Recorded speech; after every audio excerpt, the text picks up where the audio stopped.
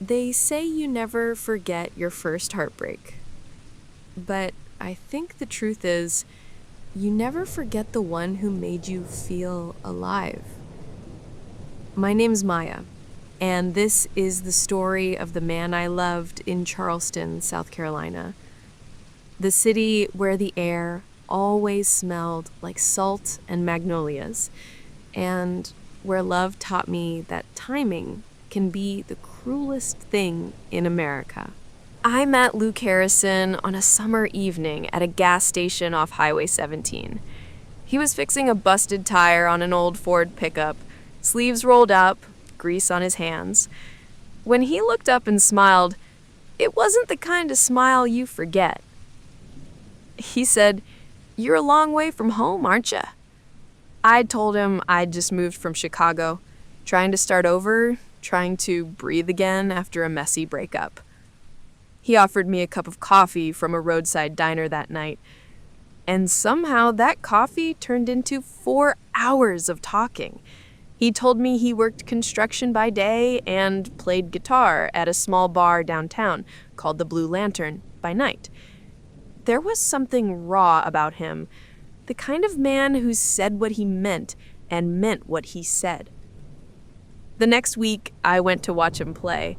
He sang an old American folk song, soft, raspy, real, and when he looked at me mid-song, it felt like the whole room disappeared. That's the night everything changed. Luke and I spent that summer wrapped in late-night drives and cheap diner meals.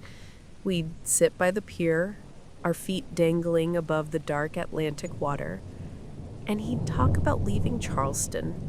He wanted to see the world, California, maybe Nashville, anywhere his music could live. I wanted to stay.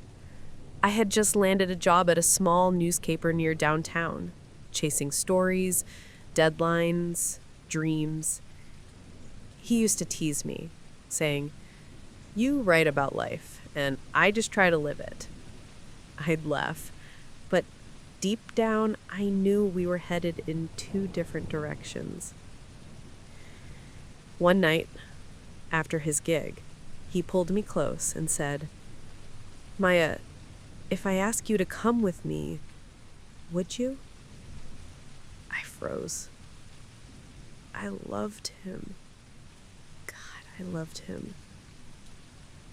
But I just built something for myself, something that finally felt like mine. So I said, "I can't." He didn't say anything after that. He just nodded and kissed my forehead like it was goodbye. 2 weeks later, he left town. No goodbye text, no note, nothing. I tried to move on, focused on work, pretended to be okay. Then one night, while covering a hurricane relief story in Savannah, Georgia, I saw a poster on a cafe wall. Luke Harrison, live this Saturday, the Bluebird Stage, Nashville. My heart stopped. I bought a ticket. I told myself it was just to write a piece on him, a feature for the paper. But I knew the truth. I wanted to see if the man who sang about forever still remembered me. When I arrived, the crowd was small, but the music felt like him.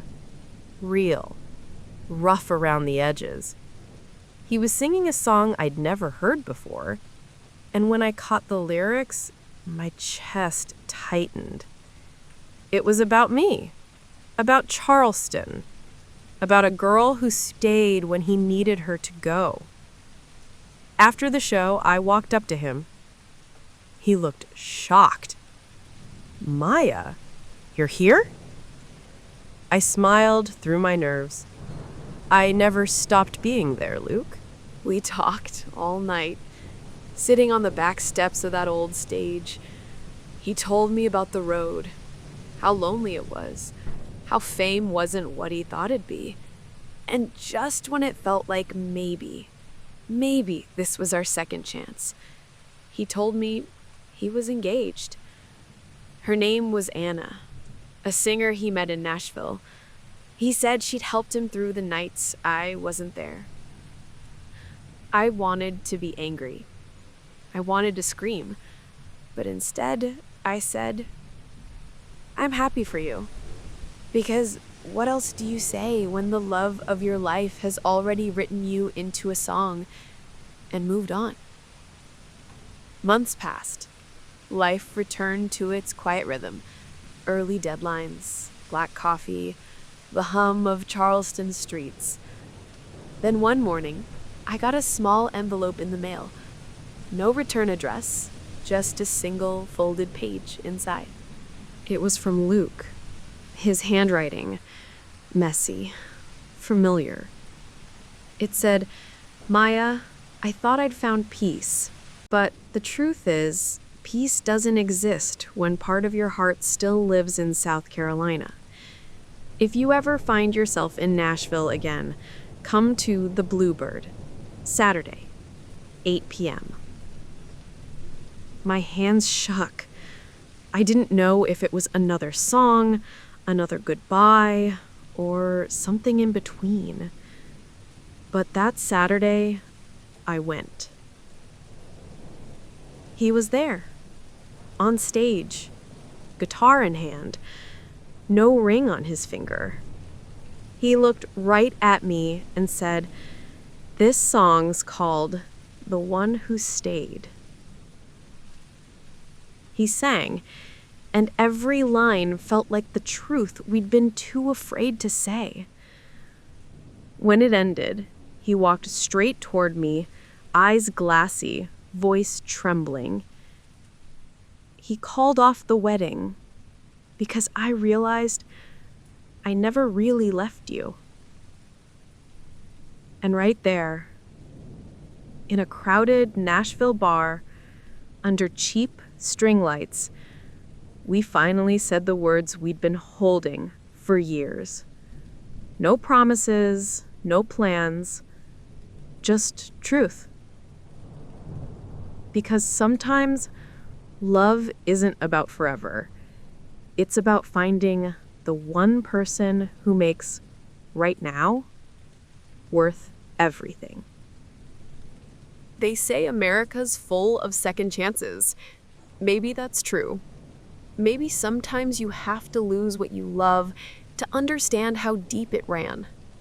If you've ever let someone go because you thought timing mattered more than love, don't wait for the perfect moment. Say what you feel right now, before life moves on without you.